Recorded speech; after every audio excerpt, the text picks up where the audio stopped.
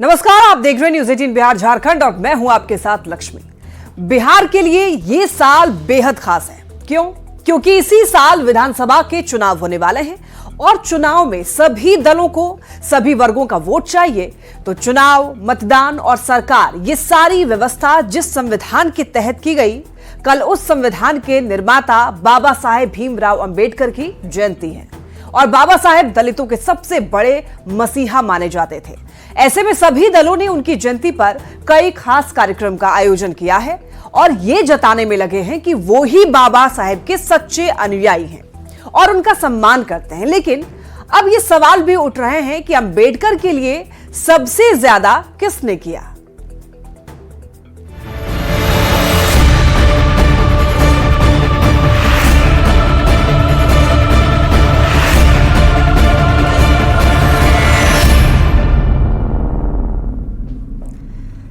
कल बाबा साहेब भीमराव अंबेडकर की जयंती है और उससे पहले ही उनकी जयंती पर बिहार में कई कार्यक्रम हो रहे हैं। पटना में जेडीयू आज बापू सभागार में भीम संवाद करने जा रही है, तो वहीं बीजेपी गांधी मैदान से हाईकोर्ट तक पदयात्रा कर रही है, जिसमें केंद्रीय मंत्री मनसुख मांडविया भी शामिल हो रहे हैं। तस्वीरें टीवी स्क्रीन पर आप देख रहे हैं। जेडीयू का अलग कार्यक्रम है, बीजेपी का अलग कार्यक्रम है। बापू सभागार में जेडीयू भीम संवाद करने जा रही है, तो जय भीम पदयात्रा भारतीय जनता पार्टी की तरफ से निकाला जाएगा।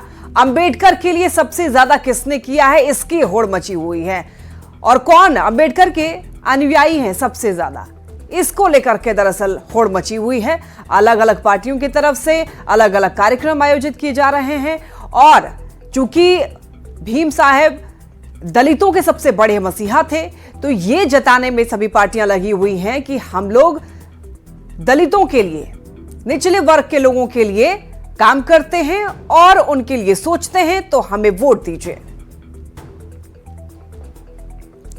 अंबेडकर की जयंती पर कार्यक्रम, बीजेपी की तरफ से जय भीम पदयात्रा, केंद्रीय मंत्री मनसुख मांडविया शामिल होंगे।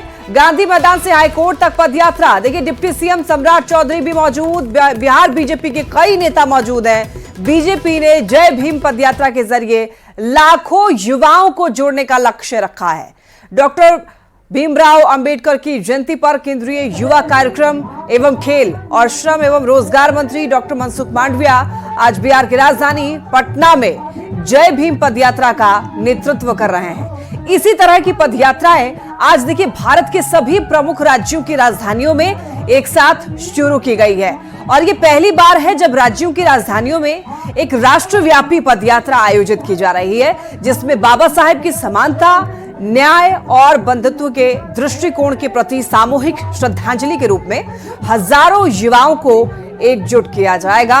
ये तस्वीरें आप ये देख सकते हैं। अंबेडकर की जयंती पर कार्यक्रम आयोजित किया गया है, सभी पार्टियों की तरफ से अलग अलग कार्यक्रम। भारतीय जनता पार्टी की तरफ से जय भीम पदयात्रा निकाली जा रही है, जिसकी तस्वीरें आप टीवी स्क्रीन पर देख पा रहे हैं। तो अंबेडकर के लिए सबसे ज्यादा किसने किया है, इसकी होड़ मची हुई है।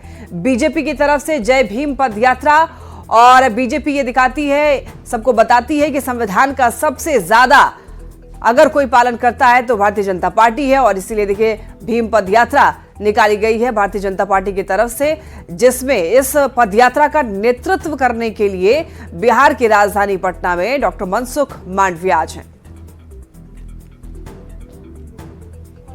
और निश्चित रूप से मेरा ये मानना है कि माननीय प्रधानमंत्री जी के नेतृत्व में जिस तरह से भारतीय जनता पार्टी की सरकार ने, भारतीय जनता पार्टी ने भीमराव अंबेडकर साहब को श्रद्धा सुमन अर्पित किया है, उनका सम्मान और उनके विचारधारा का सम्मान किया है, मुझे लगता है निश्चित रूप से एक भारतीय होने पर गर्व होता है।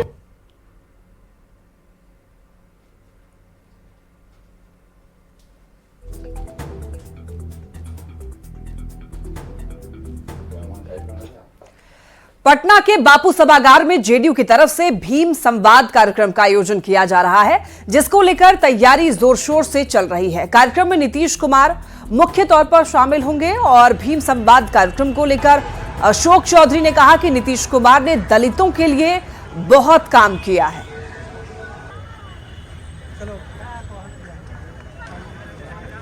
भीम संसद का आयोजन किया। इस वक्त हमारे साथ मौजूद हैं अशोक चौधरी। अशोक जी, कल आप लोग के पार्टी तरफ से एक बड़ी तैयारी है, क्या कुछ इसमें होने वाला है? बाबा साहब भीमराव अंबेडकर की जयंती है 14 और उसकी पूर्व संध्या पर भीम संवाद कार्यक्रम का आयोजन किया गया है पार्टी के द्वारा।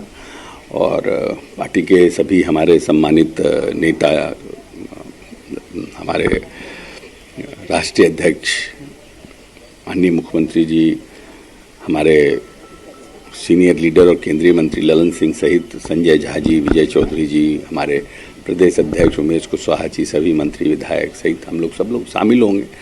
और इसका मकसद है कि बाबा साहब के अम्बेडकर के पद चिन्हों पर चलकर नीतीश जी ने अपने इस पूरे कार्यकाल में दलित महादलित को आर्थिक, सामाजिक और राजनीतिक रूप से सबल करने का काम किया है। तो हम लोग संकल्प लें कि बाबा साहब के बताए चिन्हों पर समतुलक समाज, जिसमें सबके जीवन यापन और भविष्य जिनका खुशहाल हो, उसके लिए हम लोग सब मिलजुल करके काम करें। आनंद अमृतराज, न्यूज 18 नेटवर्क, पटना। तो बाबा साहेब की जयंती पर सभी पार्टियां अपने अपने हिसाब से कार्यक्रम कर रही है। ऐसे में बाबा साहेब की दृष्टिकोण की भी उनको वो क्या मानते थे, उनके दृष्टिकोण क्या था, यह भी जानना बहुत जरूरी है। और देखिए, भारत के संविधान के निर्माता थे बाबा साहेब डॉक्टर भीमराव अंबेडकर। सामाजिक और आर्थिक समानता वाले समाज की कल्पना की। सामाजिक न्याय, समानता और मानवाधिकार पर उनका जोर था। वहीं देखिए, वंचित और पिछड़े वर्ग के लिए अंत्योदय की अवधारणा थी। समाज में गरीब लोगों के आजीविका में सुधार के लिए वो लगातार काम करते रहे।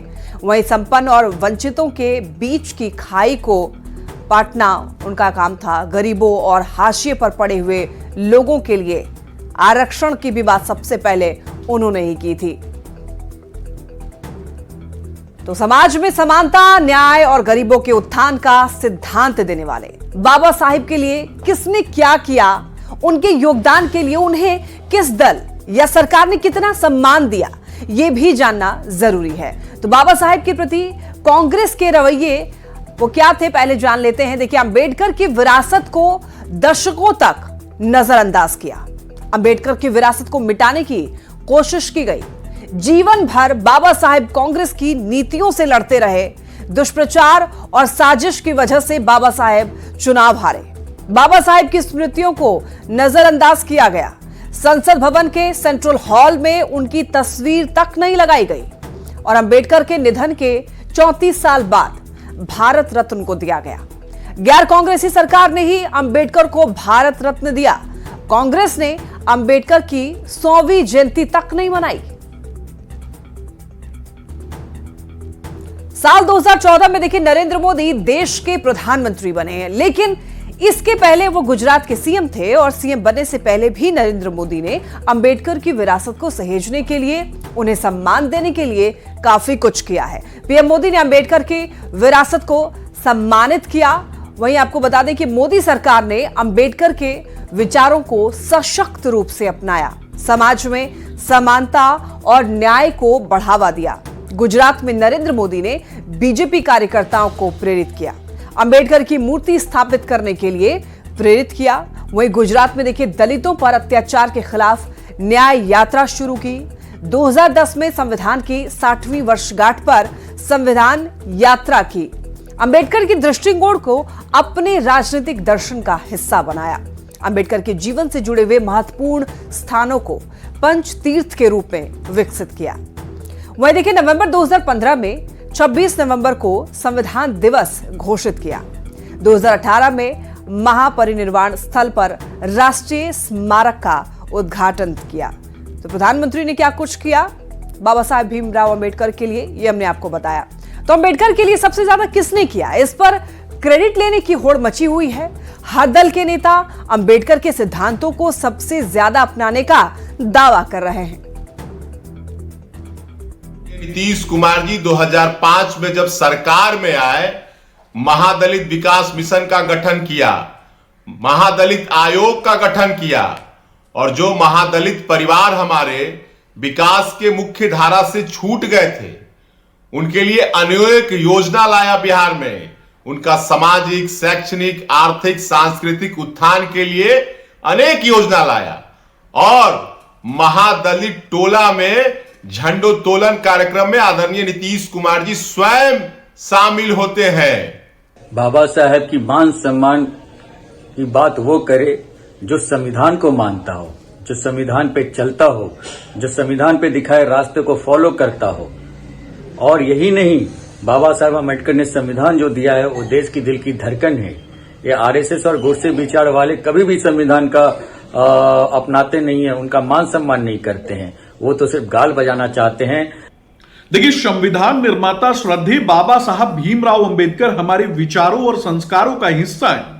कांग्रेस पार्टी ने वैसे लोगों को राजकीय सम्मान प्रदान किया जिन लोगों ने कांग्रेस पार्टी की सहायता से श्रद्धेय बाबा साहब भीमराव अंबेडकर को चुनाव में हरवाने का काम किया था। भारतीय जनता पार्टी श्रद्धेय बाबा साहब भीमराव अंबेडकर के विचारों और संस्कारों को जीवंत करने में लगी हुई है। बाबा साहेब भीमराव अंबेडकर ने जो दलितों, वंचितों, शोषितों, पीड़ितों के लिए काम किया है उसे ना कोई भुला सकता न मिटा सकता। उनके विचारों से लैस होकर के राष्ट्रीय जनता दल, हमारे नेता आदरणीय लालू प्रसाद जी, श्री तेजस्वी यादव जी बाबा साहेब के सपनों को साकार करने के लिए वैसे लोगों के हक की लड़ाई लड़ रहे हैं जिनकी खुशहाली की सपना बाबा साहेब ने देखी थी। 14 अप्रैल को देश के संविधान निर्माता भीमराव अंबेडकर की जयंती समारोह मनाया जाएगा। और देखिए, बाबा साहेब की याद में राजनीतिक दलों के द्वारा कई कार्यक्रमों का आयोजन किया जा रहा है। लेकिन न्यूज 18 आपको ऐसी जगह के बारे में बताने जा रहा है जहां पर बाबा साहेब पहली और अंतिम बार बिहार आने के बाद ठहरे थे और जहां से उनकी कई यादें जुड़ी हुई हैं। 6 नवंबर 1951 को बाबा भीमराव अंबेडकर पटना पहुंचे थे। पूरा देश संविधान निर्माता डॉक्टर भीमराव अंबेडकर की जयंती 14 अप्रैल को मनाता है। हम आपको उस जगह से रूबरू कराएंगे जहां पर पहली बार बिहार के पटना में पहली बार डॉक्टर भीमराव अंबेडकर पटना पहुंचे थे। गांधी मैदान में शोषित जनसंघ पिछड़ा वर्ग संघ की रैली में वो शामिल हुए थे। और ये जगह है, मंदिरी का जगह है, सरस्वती सदन नाम है। यहाँ पर डॉक्टर भीमराव अंबेडकर 2 दिनों तक ठहरे थे और उनकी जो निशानियां हैं, जिस सामान का उन्होंने उपयोग किया था, वो तमाम जो सामान है आप देख सकते हैं। टाइपराइटर है जो कि काफ़ी पुराना है। 1951 में वो पटना आए थे और शोषित जनसंघ पिछड़ा वर्ग के कार्यक्रम में वो शामिल हुए थे। गांधी मैदान में रैली हुई थी, करीब लाखों की गैदरिंग हुई थी, लेकिन उनके ऊपर पत्थर वगैरह भी चलाए गए थे, जिसके कारण सुरक्षा के दृष्टिकोण से देखते हुए उनको फिर यहाँ शिफ्ट कर दिया गया। इसी स्थल पर वे 6 और 7 के रात्रि यहीं व्यतीत किए और उसके बाद 8 के सुबह में चले गए। और एक ज़रूरत है कि उनके यादों को संजोने की बिहार सरकार अगर पहल करे तो इन संग्रहालय का रूप दिया जा सकता है। उनके द्वारा इस्तेमाल किए गए तमाम सामान हैं। इसके अलावा जो गजट उस समय जो पेपरों में छपे थे, उनके भाषण छपे थे, वो तमाम चीज़ें हैं। तो एक ज़रूरत है कि अगर पूरा देश डॉक्टर भीमराव अंबेडकर को याद कर रहा है तो उनकी जो स्मृति है, खास करके बिहार में और पटना में आने की स्मृति है, उन स्मृतियों को भी लोग याद करें, संजोए, जिससे कि उनके बताए रास्ते पर लोग चलने के लिए संकल्पित होंगे और कहीं ना कहीं उनके विचारों से लोग प्रभावित होंगे। न्यूज 18 के लिए पटना से धर्मेंद्र कुमार।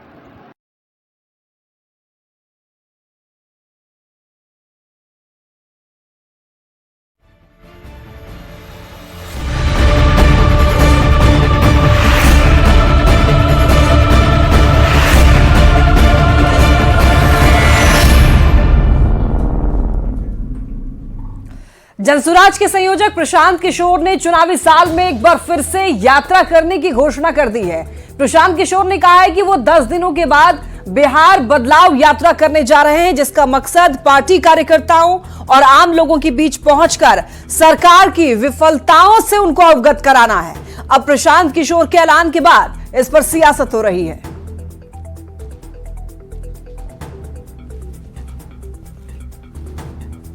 ने गांधी मैदान में दिखा दिया, खारिज ही कर दिया, पूरी पोल ही खुल गई। जिस बदलाव की बात कर रहे हैं उन्हीं के साथ बिहार की बर्बादी के साथ है।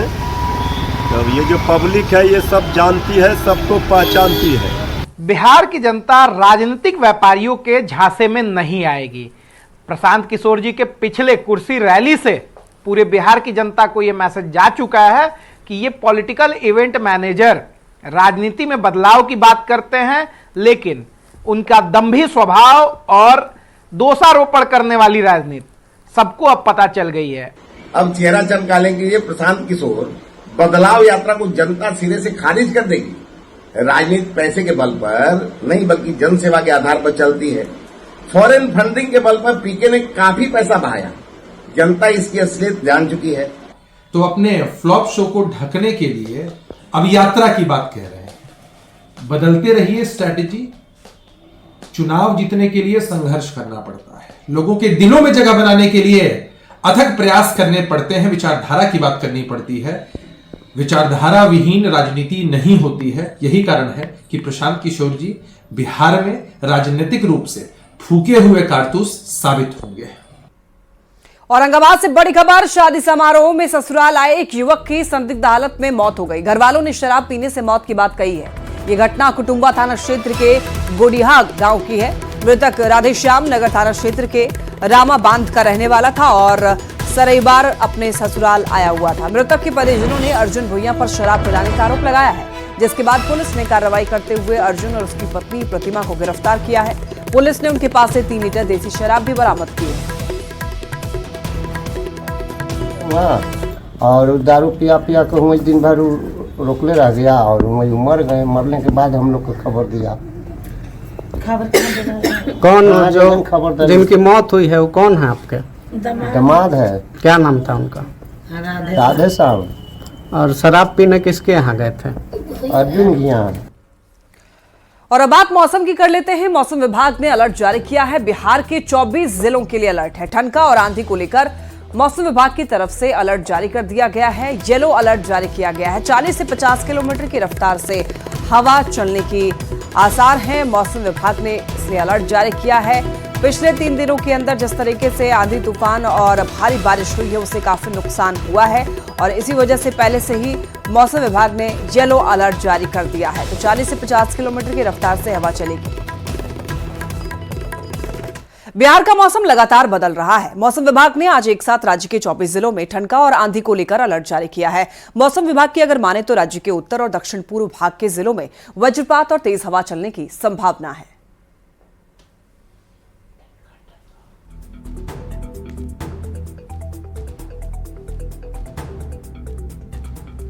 पटना का मौसम आज सुबह से ही सुहावना है।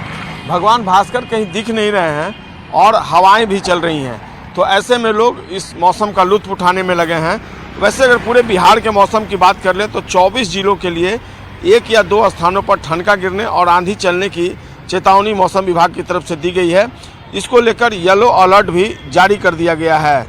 जिन जिलों को लेकर यह अलर्ट जारी किया गया है उसमें छपरा, पूर्वी चंपारण, गोपालगंज, सीतामढ़ी, मधुबनी, मुजफ्फरपुर, वैशाली, दरभंगा, शिवहर, सुपौल, समस्तीपुर, अररिया, किशनगंज, मधेपुरा, सहरसा, पूर्णिया, कटिहार, भागलपुर, बांका, जमुई, खगड़िया और मुंगेर जैसे जिले शामिल हैं।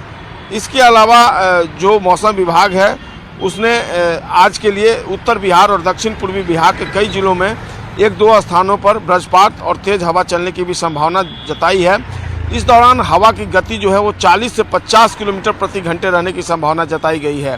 शनिवार की अगर बात करें तो प्रदेश के अधिकतम तापमान में 4.4 और न्यूनतम तापमान में 3.8 डिग्री सेल्सियस तक की बढ़ोतरी दर्ज की गई है।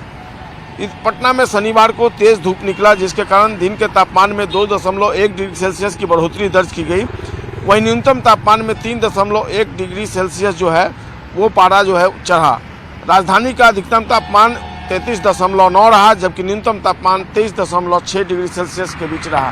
तो आज जिस तरीके से रविवार के दिन मौसम है, इस मौसम में कोई तलखी नहीं है और लोग जो है इस मौसम का लुत्फ उठाने में लगे हैं।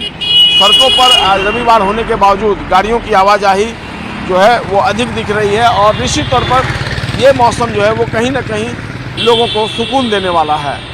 कैमरा पर्सन मनीष जुनेजा के साथ संजय कुमार, न्यूज 18 पटना। मोतिहारी से बड़ी खबर मिल रही है। NH 27 पर अवैध कट का मामला है। प्रशासन की ओर से बैरिकेडिंग का विरोध। आरजेडी विधायक ने बैरियर उखाड़ा। मौके पर पहुंचे थे विधायक मनोज यादव। अधिकारियों को जमकर फटकार लगाई है। बैरिकेडिंग की वजह से लोग परेशान थे, तो प्रशासन की बैरिकेडिंग का विरोध किया गया है। NH 27 पर अवैध कट का ये मामला, प्रशासन की ओर से बैरिकेडिंग का विरोध। आरजेडी विधायक ने बैरियर को उखाड़ डाला। मौके पर विधायक मनोज यादव पहुंचे थे। अधिकारियों को जमकर फटकार लगाई गई।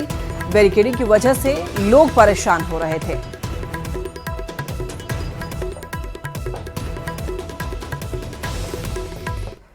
और इसी के साथ इस बुलेटिन में इतना ही। तमाम खबरों के लिए आप देखते रहिए न्यूज़ 18।